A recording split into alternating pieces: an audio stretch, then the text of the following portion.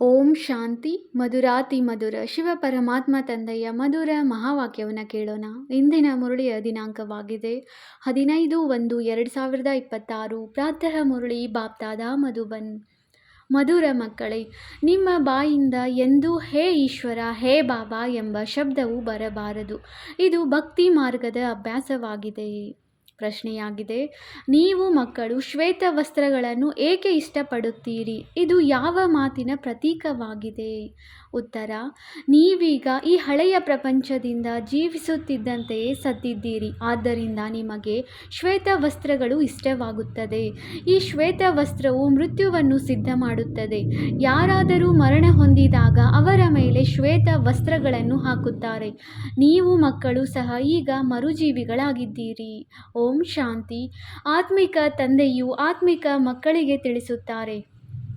ಈ ಆತ್ಮಿಕ ಶಬ್ದವನ್ನು ಹೇಳದೆ ಕೇವಲ ತಂದೆ ಎಂದು ಹೇಳಿದರೂ ಸರಿಯಾಗಿದೆ. ತಂದೆಯು ಕುಳಿತು ಮಕ್ಕಳಿಗೆ ತಿಳಿಸುತ್ತಾರೆ. ಎಲ್ಲರೂ ತಮ್ಮನ್ನು ಸಹೋದರ ಸಹೋದರರೆಂದೇ ಹೇಳಿಕೊಳ್ಳುತ್ತಾರೆ. ಅಂದಾಗ ತಂದೆಯು ಮಕ್ಕಳಿಗೆ ತಿಳಿಸಿಕೊಡುತ್ತಾರೆ. ಎಲ್ಲರಿಗೂ ತಿಳಿಸುವುದಿಲ್ಲ.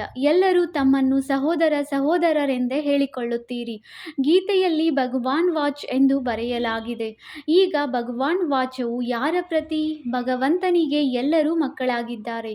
ಅವರು ತಂದೆಯಾಗಿದ್ದಾರೆ. ಆದ್ದರಿಂದ ಭಗವಂತನ ಮಕ್ಕಳೆಲ್ಲರೂ ಪರಸ್ಪರ ಸಹೋದರರಾಗಿದ್ದೀರಿ. ಭಗವಂತನೇ ತಿಳಿಸಿರಬೇಕು. ರಾಜಯೋಗವನ್ನು ಕಲಿಸಿರಬೇಕಲ್ಲವೇ? ಈಗ ನಿಮ್ಮ ಬುದ್ಧಿಯ ಬೀಗವು ತೆರೆದಿದೆ. ಪ್ರಪಂಚದಲ್ಲಿ ಮತ್ಯಾರಿಗೂ ಇಂತಹ ವಿಚಾರಗಳು ನಡೆಯಲು ಸಾಧ್ಯವಿಲ್ಲ. ಯಾರ್ಯಾರಿಗೆ ಸಂದೇಶ ಸಿಗುತ್ತಾ ಹೋಗುವುದೋ ಅವರು ಶಾಲೆಗೆ ಬರತೊಡಗುತ್ತಾರೆ, ಓದುತ್ತಾ ಹೋಗುತ್ತಾರೆ. ಪ್ರದರ್ಶಿನಿಯಂತೂ ನೋಡಿದೆವು. ಈಗ ಹೋಗಿ ಇನ್ನೂ ಹೆಚ್ಚಿನದಾಗಿ ಕೇಳೋಣವೆಂದು ತಿಳಿಯುತ್ತಾರೆ. ಮೊಟ್ಟ ಮೊದಲ ಮುಖ್ಯ ಮಾತಾಗಿದೆ ಜ್ಞಾನ ಸಾಗರ ಪತಿತ ಪಾವನ ಗೀತಾ ಜ್ಞಾನದಾತ ಶಿವ ಭಗವಾನ್ ವಾಚ್.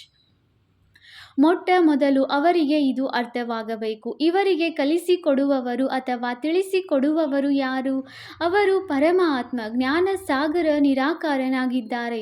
ಅವರು ಸತ್ಯವಾಗಿದ್ದಾರೆ. ಅವರು ಸತ್ಯವನ್ನೇ ತಿಳಿಸುತ್ತಾರೆ. ಅದರಲ್ಲಿ ಮತ್ಯಾವುದೇ ಪ್ರಶ್ನೆ ಏಳಲು ಸಾಧ್ಯವಿಲ್ಲ. ಮೊಟ್ಟ ಮೊದಲು ಇದರ ಬಗ್ಗೆ ತಿಳಿಸಬೇಕಾಗಿದೆ. ನಮಗೆ ಪರಮಪಿತ ಪರಮಾತ್ಮನು ಬ್ರಹ್ಮರವರ ಮೂಲಕ ರಾಜಯೋಗವನ್ನು ಕಲಿಸುತ್ತಾರೆ. ಇದು ರಾಜ್ಯ ಪದವಿಯಾಗಿದೆ. ಯಾರು ಎಲ್ಲರ ತಂದೆಯಾಗಿದ್ದಾರೆಯೋ ಆ ಪಾರಲೌಕಿಕ ತಂದೆಯೇ ಕುಳಿತು ತಿಳಿಸಿಕೊಡುತ್ತಾರೆ. ಅವರೇ ಎಲ್ಲದಕ್ಕಿಂತ ದೊಡ್ಡ ಅಥಾರಿಟಿಯಾಗಿದ್ದಾರೆ ಎಂಬುದು ಯಾರಿಗೆ ನಿಶ್ಚಯವಾಗಿ ಬಿಡುವುದೋ ಅವರಿಗೆ ಮತ್ಯಾವುದೇ ಪ್ರಶ್ನೆಯೂ ಉತ್ಪನ್ನವಾಗಲು ಸಾಧ್ಯವಿಲ್ಲ. ಆ ಪತಿತ ಪಾವನನು ಇಲ್ಲಿ ಬರುತ್ತಾರೆಂದರೆ ಅವಶ್ಯವಾಗಿ ತನ್ನ ಸಮಯದಲ್ಲಿಯೇ ಬರುವರು. ನೀವು ನೋಡುತ್ತಿದ್ದೀರಿ, ಇದು ಅದೇ ಮಹಾಭಾರತ ಯುದ್ಧವಾಗಿದೆ. ವಿನಾಶದ ನಂತರ ಮತ್ತೆ ನಿರ್ವಿಕಾರಿ ಪ್ರಪಂಚ ಬರಲಿದೆ. ಇದು ವಿಕಾರಿ ಪ್ರಪಂಚವಾಗಿದೆ. ಈ ಭಾರತವೇ ನಿರ್ವಿಕಾರಿಯಾಗಿತ್ತು ಎಂಬುದನ್ನು ಮನುಷ್ಯರು ತಿಳಿದುಕೊಂಡಿಲ್ಲ. ಬುದ್ಧಿಯು ಓಡುವುದೇ ಇಲ್ಲ. ಗಾಡ್ರೇಜ್ ಬೀಗವು ಹಾಕಲ್ಪಟ್ಟಿದೆ. ಅದರ ಬೀಗದ ಕೈ ಒಬ್ಬ ತಂದೆಯ ಬಳಿಯೇ ಇದೆ. ಆದ್ದರಿಂದ ಅವರಿಗೆ ಜ್ಞಾನದಾತ ದಿವ್ಯ ಚಕ್ಷು ವಿಧಾತನೆಂದು ಹೇಳಲಾಗುತ್ತದೆ. ಜ್ಞಾನದ ಮೂರನೆಯ ನೇತ್ರವನ್ನು ಕೊಡುತ್ತಾರೆ. ನಿಮಗೆ ಓದಿಸುವವರು ಯಾರೆಂಬುದು ಯಾವ ಮನುಷ್ಯರಿಗೂ ತಿಳಿದಿಲ್ಲ. ಈ ದಾದಾರವರು ಹೇಳುತ್ತಾರೆಂದು ತಿಳಿಯುವ ಕಾರಣ ಟೀಕೆ ಮಾಡುತ್ತಾರೆ, ಒಂದಲ್ಲ ಒಂದು ಮಾತನಾಡುತ್ತಾರೆ. ಆದ್ದರಿಂದ ಮೊಟ್ಟ ಮೊದಲನೆಯದಾಗಿ ಇದೇ ಮಾತನ್ನು ತಿಳಿಸಿ. ಇದರಲ್ಲಿ ಶಿವ ಭಗವಾನ್ ವಾಚವೆಂದು ಬರೆಯಲ್ಪಟ್ಟಿದೆ. ಭಗವಂತನು ಸತ್ಯವಾಗಿದ್ದಾರೆ. ತಂದೆಯು ತಿಳಿದುಕೊಳ್ಳುತ್ತಾರೆ, ನಾನು ಪತಿತ ಪಾವನ ಶಿವನಾಗಿದ್ದೇನೆ. ನಾನು ಪರಮಧಾಮದಿಂದ ಈ ಸಾಲಿಗ್ರಾಮಗಳಿಗೆ ಓದಿಸಲು ಬಂದಿದ್ದೇನೆ. ತಂದೆಯು ಜ್ಞಾನಪೂರ್ಣನಾಗಿದ್ದಾರೆ. ಸೃಷ್ಟಿಯ ಆದಿ ಮಧ್ಯ ಅಂತ್ಯದ ರಹಸ್ಯವನ್ನು ತಿಳಿಸುತ್ತಾರೆ. ಈ ಶಿಕ್ಷಣವು ಈಗ ನಿಮಗೆ ಬೇಹದ್ದಿನ ತಂದೆಯಿಂದ ಸಿಗುತ್ತಿದೆ. ಅವರೇ ಸೃಷ್ಟಿಯ ರಚಯಿತನಾಗಿದ್ದಾರೆ. ಪತಿತ ಸೃಷ್ಟಿಯನ್ನು ಪಾವನ ಮಾಡುವವರಾಗಿದ್ದಾರೆ. ಹೇ ಪತಿತ ಪಾವನ, ಬನ್ನಿ ಎಂದು ಕರೆಯುತ್ತಾರೆ. ಅಂದ ಮೇಲೆ ಮೊಟ್ಟ ಮೊದಲಿಗೆ ಅವರ ಪರಿಚಯವನ್ನೇ ಕೊಡಬೇಕಾಗಿದೆ. ಪರಮಪಿತ ಪರಮಾತ್ಮನ ಜೊತೆ ನಮ್ಮ ಸಂಬಂಧವೇನು? ಅವರು ಸತ್ಯವಾಗಿದ್ದಾರೆ. ನರನಿಂದ ನಾರಾಯಣನಾಗುವ ಸತ್ಯ ಜ್ಞಾನವನ್ನು ತಿಳಿಸುತ್ತಾರೆ. ಮಕ್ಕಳಿಗೆ ತಿಳಿದಿದೆ, ತಂದೆಯೂ ಸತ್ಯವಾಗಿದ್ದಾರೆ. ತಂದೆಯೇ ಸತ್ಯ ಖಂಡವನ್ನಾಗಿ ಮಾಡುತ್ತಾರೆ. ನೀವು ನರನಿಂದ ನಾರಾಯಣನಾಗಲು ಇಲ್ಲಿಗೆ ಬರುತ್ತೀರಿ. ಬ್ಯಾರಿಸ್ಟರ್ ಬಳಿಗೆ ಹೋದಾಗ ನಾವು ಬ್ಯಾರಿಸ್ಟರ್ ಆಗಲು ಬಂದಿದ್ದೇವೆಂದು ತಿಳಿದುಕೊಳ್ಳುತ್ತಾರೆ. ಈಗ ನಿಮಗೆ ನಿಶ್ಚಯವಿದೆ. ನಮಗೆ ಭಗವಂತನೇ ಓದಿಸುತ್ತಾರೆ. ಕೆಲವರು ನಿಶ್ಚಯ ಮಾಡಿಕೊಳ್ಳುತ್ತಾರೆ ಮತ್ತೆ ಸಂಶಯ ಬುದ್ಧಿಯವರಾಗಿ ಬಿಡುತ್ತಾರೆ. ಆಗ ಅವರಿಗೆ ಎಲ್ಲ ಮನುಷ್ಯರು ಹೇಳುತ್ತಾರೆ, ನೀವು ಭಗವಂತನೇ ನಮಗೆ ಓದಿಸುತ್ತಾರೆಂದು ಹೇಳುತ್ತಿದ್ದೀರಿ, ಮತ್ತೆ ಭಗವಂತನನ್ನು ಬಿಟ್ಟು ಏಕೆ ಬಂದಿದ್ದೀರಿ? ಸಂಶಯ ಬರುವುದರಿಂದಲೇ ಓಡಿ ಹೋಗುತ್ತಾರೆ. ಯಾವುದಾದರೊಂದು ವಿಕರ್ಮ ಮಾಡುತ್ತಾರೆ. ಭಗವಾನ್ ವಾಚ್, ಕಾಮ ಮಹಾಶತ್ರು ಆಗಿದೆ. ಇದರ ಮೇಲೆ ಜಯ ಗಳಿಸುವುದರಿಂದಲೇ ನೀವು ಜಗಜ್ಜೀತರಾಗುವಿರಿ. ಯಾರು ಪಾವನರಾಗುವರೋ ಅವರೇ ಪಾವನ ಪ್ರಪಂಚದಲ್ಲಿ ಹೋಗುತ್ತಾರೆ. ಇಲ್ಲಿ ರಾಜಯೋಗದ ಮಾತಾಗಿದೆ. ನೀವು ಹೋಗಿ ಅಲ್ಲಿ ರಾಜ್ಯಭಾರ ಮಾಡುತ್ತೀರಿ. ಉಳಿದಂತೆ ಯಾರೆಲ್ಲ ಆತ್ಮಗಳಿದ್ದಾರೆಯೋ ಅವರು ತಮ್ಮ ಲೆಕ್ಕಾಚಾರಗಳನ್ನು ಮುಗಿಸಿಕೊಂಡು ಹಿಂತಿರುಗಿ ತಮ್ಮ ಮನೆಗೆ ಹೊರಟು ಹೋಗುತ್ತಾರೆ. ಇದು ಅಂತಿಮ ಸಮಯವಾಗಿದೆ. ಬುದ್ಧಿಯು ಹೇಳುತ್ತದೆ, ಸತ್ಯಯುಗವು ಖಂಡಿತ ಸ್ಥಾಪನೆಯಾಗಬೇಕಾಗಿದೆ. ಸತ್ಯಯುಗಕ್ಕೆ ಪಾವನ ಪ್ರಪಂಚವೆಂದು ಹೇಳಲಾಗುತ್ತದೆ. ಉಳಿದೆಲ್ಲರೂ ಮುಕ್ತಿಧಾಮಕ್ಕೆ ಹೊರಟು ಹೋಗುವರು. ಅವರು ಮತ್ತೆ ತಮ್ಮ ಪಾತ್ರವನ್ನು ಪುನರಾವರ್ತಿಸಬೇಕಾಗಿದೆ. ಪಾವನರಾಗಿ ಪಾವನ ಪ್ರಪಂಚದ ಮಾಲೀಕರಾಗಲು ನೀವು ಸಹ ತಮ್ಮ ಪುರುಷಾರ್ಥ ಮಾಡುತ್ತಿರುತ್ತೀರಿ. ಅಲ್ಲಿ ಎಲ್ಲರೂ ತಮ್ಮನ್ನು ಮಾಲೀಕರೆಂದು ತಿಳಿಯುತ್ತಾರಲ್ಲವೇ? ಪ್ರಜೆಗಳು ಮಾಲೀಕರಾಗಿರುತ್ತಾರೆ. ಈಗಿನ ಪ್ರಜೆಗಳು ಸಹ ನಮ್ಮ ಭಾರತವೆಂದು ಹೇಳುತ್ತಾರಲ್ಲವೇ? ದೊಡ್ಡ ದೊಡ್ಡ ಮನುಷ್ಯರು, ಸನ್ಯಾಸಿ ಮೊದಲಾದವರು ಸಹ ನಮ್ಮ ಭಾರತವೆಂದು ಹೇಳುತ್ತಾರೆ. ಈ ಸಮಯ ಭಾರತದಲ್ಲಿ ಎಲ್ಲರೂ ನರಕವಾಸಿಗಳಾಗಿದ್ದಾರೆ. ನಾವೀಗ ಸ್ವರ್ಗವಾಸಿಯಾಗಲು ಈ ರಾಜಯೋಗವನ್ನು ಕಲಿಯುತ್ತಿದ್ದೇವೆಂದು ನೀವು ತಿಳಿಯುತ್ತೀರಿ. ಎಲ್ಲರೂ ಸ್ವರ್ಗವಾಸಿಗಳಾಗುವುದಿಲ್ಲ. ಈ ಜ್ಞಾನವು ಈಗ ಬಂದಿದೆ. ಅವರೆಲ್ಲರೂ ಶಾಸ್ತ್ರ ಇತ್ಯಾದಿ ಏನೆಲ್ಲವನ್ನೂ ತಿಳಿಸುತ್ತಾರೆಯೋ ಅವರು ಶಾಸ್ತ್ರಗಳ ಅಥಾರಿಟಿಯಾಗಿದ್ದಾರೆ. ತಂದೆಯು ತಿಳಿಸುತ್ತಾರೆ, ಈ ಭಕ್ತಿ ಮಾರ್ಗದ ವೇದ ಶಾಸ್ತ್ರ ಇತ್ಯಾದಿಗಳೆಲ್ಲವನ್ನು ಓದುವುದರಿಂದ ಏಣಿಯನ್ನು ಕೆಳಗಿಳಿಯುತ್ತಲೇ ಹೋಗುತ್ತೀರಿ. ಇದೆಲ್ಲವೂ ಭಕ್ತಿ ಮಾರ್ಗವಾಗಿದೆ. ತಂದೆಯು ತಿಳಿಸುತ್ತಾರೆ, ಯಾವಾಗ ಭಕ್ತಿ ಮಾರ್ಗವು ಪೂರ್ಣವಾಗುವುದೋ ಆಗಲೇ ನಾನು ಬರುತ್ತೇನೆ. ನಾನೇ ಬಂದು ಎಲ್ಲ ಭಕ್ತರಿಗೆ ಭಕ್ತಿಯ ಫಲವನ್ನು ಕೊಡಬೇಕಾಗುತ್ತದೆ. ಭಕ್ತರು ಅನೇಕರಿದ್ದಾರೆ. ಹೇ ಗಾಡ್ ಫಾದರ್ ಎಂದು ಎಲ್ಲರೂ ಕರೆಯುತ್ತಾರಲ್ಲವೇ? ಭಕ್ತರ ಬಾಯಿಂದ ಓ ಗಾಡ್ ಫಾದರ್, ಹೇ ಭಗವಂತ ಎಂದು ಅವಶ್ಯವಾಗಿ ಬರುತ್ತದೆ. ಮನುಷ್ಯರಿಗೆ ಇದು ಅರ್ಧ ಕಲ್ಪದಿಂದ ಅಭ್ಯಾಸವಾಗಿ ಬಿಟ್ಟಿದೆ. ಆದರೆ ನಿಮಗೆ ತಿಳಿದಿದೆ, ಅವರಂತೂ ನಮ್ಮ ತಂದೆಯಾಗಿದ್ದಾರೆ ಅಂದ ಮೇಲೆ ಅವರನ್ನು ಹೇ ಬಾಬಾ ಎನ್ನುವಂತಿಲ್ಲ. ತಂದೆಯಿಂದಲೇ ಆಸ್ತಿಯನ್ನು ಪಡೆಯಬೇಕಾಗಿದೆ. ಮೊದಲು ಈ ನಿಶ್ಚಯವಿದೆ, ನಾವು ತಂದೆಯಿಂದ ಆಸ್ತಿಯನ್ನು ಪಡೆಯುತ್ತೇವೆ. ತಂದೆಯು ಮಕ್ಕಳಿಗೆ ಆಸ್ತಿಯನ್ನು ತೆಗೆದುಕೊಳ್ಳಲು ಅಧಿಕಾರಿಗಳನ್ನಾಗಿ ಮಾಡುತ್ತಾರೆ. ಇವರು ಸತ್ಯ ತಂದೆಯಲ್ಲವೇ? ತಂದೆಗೆ ಗೊತ್ತಿದೆ, ಇವರು ನನ್ನ ಮಕ್ಕಳಾಗಿದ್ದಾರೆ. ಇವರಿಗೆ ನಾನು ಜ್ಞಾನಾಮೃತವನ್ನು ಕುಡಿಸಿ ಜ್ಞಾನ ಚಿತೆಯ ಮೇಲೆ ಕೂರಿಸಿ ಘೋರ ನಿದ್ರೆಯಿಂದ ಎಬ್ಬಿಸಿ ಸ್ವರ್ಗದಲ್ಲಿ ಕರೆದುಕೊಂಡು ಹೋಗುತ್ತೇನೆ. ಆತ್ಮಗಳು ಅಲ್ಲಿ ಶಾಂತಿಧಾಮ ಮತ್ತು ಸುಖಧಾಮದಲ್ಲಿರುತ್ತಾರೆ. ಸುಖಧಾಮಕ್ಕೆ ನಿರ್ವಿಕಾರಿ ಪ್ರಪಂಚವೆಂದು ಹೇಳಲಾಗುತ್ತದೆ. ಸಂಪೂರ್ಣ ನಿರ್ವಿಕಾರಿ ದೇವತೆಗಳಲ್ಲವೇ? ಮತ್ತೆ ಶಾಂತಿಧಾಮವು ಮಧುರ ಮನೆಯಾಗಿದೆ. ಈಗ ನಿಮಗೆ ಅರ್ಥವಾಗಿದೆ. ಅದು ನಮ್ಮ ಮನೆಯಾಗಿದೆ. ನಾವು ಪಾತ್ರಧಾರಿಗಳು. ಇಲ್ಲಿ ಪಾತ್ರವನ್ನು ಅಭಿನಯಿಸಲು ಆ ಶಾಂತಿಧಾಮದಿಂದ ಬರುತ್ತೇವೆ. ನಾವಾತ್ಮರು ಇಲ್ಲಿನ ನಿವಾಸಿಗಳಲ್ಲ. ಆ ಸ್ಥೂಲ ಪಾತ್ರಧಾರಿಗಳು ಇಲ್ಲಿಯ ನಿವಾಸಿಗಳಾಗಿರುತ್ತಾರೆ. ಕೇವಲ ಮನೆಯಿಂದ ಬಂದು ವಸ್ತ್ರವನ್ನು ಬದಲಾಯಿಸಿ ಪಾತ್ರವನ್ನು ಅಭಿನಯಿಸುತ್ತಾರೆ. ನೀವಂತೂ ತಿಳಿದುಕೊಂಡಿದ್ದೀರಿ, ನಮ್ಮ ಮನೆಯು ಶಾಂತಿಧಾಮವಾಗಿದೆ. ನಾವು ಮತ್ತೆ ಅಲ್ಲಿಗೆ ಹಿಂತಿರುಗಿ ಹೋಗುತ್ತೇವೆ. ಯಾವಾಗ ಎಲ್ಲ ಪಾತ್ರಧಾರಿಗಳು ಸ್ಟೇಜಿನ ಮೇಲೆ ಬಂದು ಬಿಡುವರೋ ಆಗ ತಂದೆಯು ಮತ್ತೆ ಎಲ್ಲರನ್ನೂ ಕರೆದುಕೊಂಡು ಹೋಗುತ್ತಾರೆ. ಆದ್ದರಿಂದ ಅವರಿಗೆ ಮುಕ್ತಿದಾತ ಮಾರ್ಗದರ್ಶಕನೆಂದು ಹೇಳಲಾಗುತ್ತದೆ. ದುಃಖಹರ್ತ ಸುಖಕರ್ತನಾಗಿದ್ದಾರೆ ಅಂದಾಗ ಇಷ್ಟೆಲ್ಲ ಮನುಷ್ಯಾತ್ಮರು ಎಲ್ಲಿ ಹೋಗುವರು? ವಿಚಾರ ಮಾಡಿ. ಪತಿತ ಪಾವನನನ್ನು ಕರೆಯುತ್ತೀರಿ. ಏತಕ್ಕಾಗಿ? ತಮ್ಮ ಮೃತ್ಯುವಿಗಾಗಿ. ದುಃಖದ ಪ್ರಪಂಚದಲ್ಲಿರಲು ಇಷ್ಟವಿಲ್ಲ. ಆದ್ದರಿಂದ ಮನೆಗೆ ನಡೆಯಿರಿ ಎಂದು ತಂದೆಯು ಹೇಳುತ್ತಾರೆ. ಇವರೆಲ್ಲರೂ ಮುಕ್ತಿಯನ್ನೇ ಇಚ್ಛಿಸುವವರಾಗಿದ್ದಾರೆ. ಭಾರತದ ಪ್ರಾಚೀನ ರಾಜಯೋಗವು ಎಷ್ಟು ಪ್ರಸಿದ್ಧವಾಗಿದೆ. ಇದನ್ನು ಕಲಿಸಲು ವಿದೇಶಕ್ಕೂ ಹೋಗುತ್ತಾರೆ. ವಾಸ್ತವದಲ್ಲಿ ಹಠಯೋಗಿಗಳು ರಾಜಯೋಗವನ್ನು ಅರಿತುಕೊಂಡೇ ಇಲ್ಲ. ಅವರ ಯೋಗವೇ ತಪ್ಪಾಗಿದೆ. ಆದ್ದರಿಂದ ನೀವು ಹೋಗಿ ಸತ್ಯ ರಾಜಯೋಗವನ್ನು ಕಲಿಸಬೇಕಾಗಿದೆ. ಮನುಷ್ಯರು ಸನ್ಯಾಸಿಗಳ ಕಾವಿ ಬಟ್ಟೆಯನ್ನು ನೋಡಿ ಅವರಿಗೆ ಎಷ್ಟೊಂದು ಮಾನ್ಯತೆಯನ್ನು ಕೊಡುತ್ತಾರೆ. ಬೌದ್ಧ ಧರ್ಮದಲ್ಲಿಯೂ ಸನ್ಯಾಸಿಗಳು ಕಾವಿ ಧರಿಸಿರುವುದನ್ನು ನೋಡಿ ಅವರಿಗೆ ಗೌರವಿಸುತ್ತಾರೆ. ಸನ್ಯಾಸಿಗಳಂತೂ ನಂತರದಲ್ಲಿ ಆಗುತ್ತಾರೆ.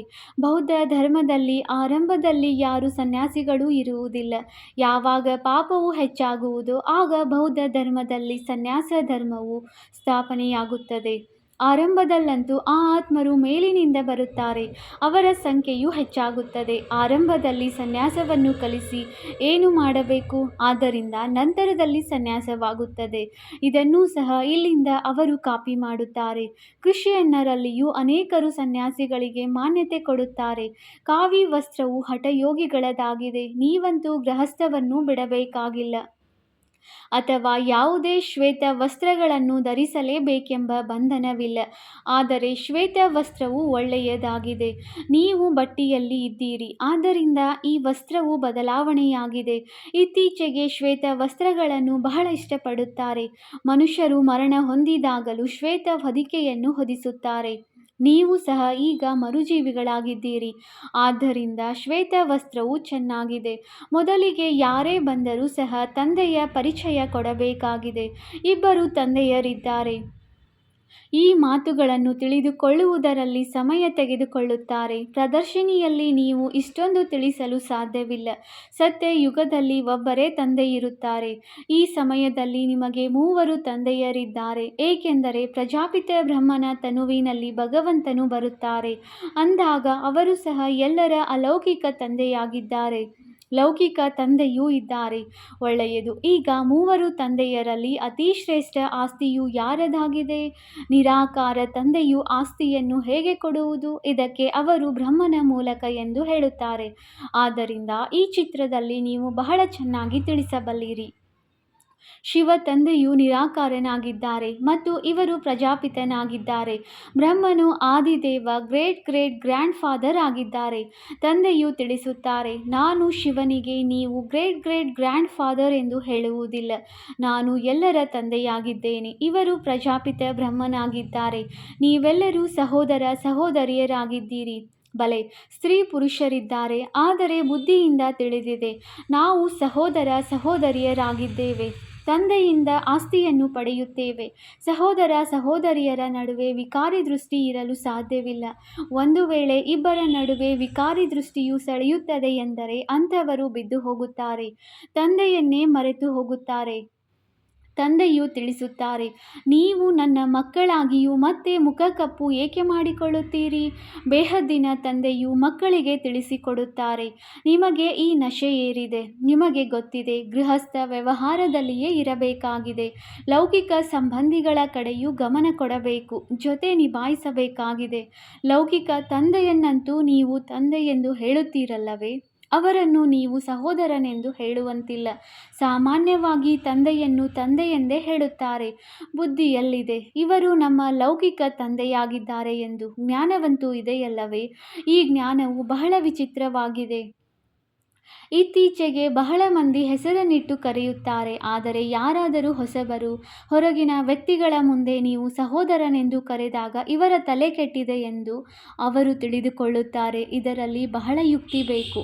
ನಿಮ್ಮದು ಗುಪ್ತ ಜ್ಞಾನ, ಗುಪ್ತ ಸಂಬಂಧವಾಗಿದೆ. ಇದರಲ್ಲಿ ಬಹಳ ಯುಕ್ತಿಯಿಂದ ನಡೆದುಕೊಳ್ಳಬೇಕಾಗಿದೆ. ಆದರೆ ಒಬ್ಬರು ಇನ್ನೊಬ್ಬರಿಗೆ ಗೌರವ ಕೊಡುವುದು ಒಳ್ಳೆಯದಾಗಿದೆ. ಲೌಕಿಕದೊಂದಿಗೆ ಸಂಬಂಧವನ್ನು ನಿಭಾಯಿಸಬೇಕಾಗಿದೆ. ಆದರೆ ಬುದ್ಧಿಯು ಮೇಲೆ ಹೋಗಬೇಕು. ನಾವು ತಂದೆಯಿಂದ ಆಸ್ತಿಯನ್ನು ತೆಗೆದುಕೊಳ್ಳುತ್ತಿದ್ದೇವೆ, ಇದು ಸ್ಮೃತಿಯಲ್ಲಿರಲಿ. ಆದರೆ ಚಿಕ್ಕಪ್ಪನನ್ನು ಚಿಕ್ಕಪ್ಪ, ತಂದೆಯನ್ನು ತಂದೆ ಎಂದು ಹೇಳಬೇಕಾಗುತ್ತದೆ.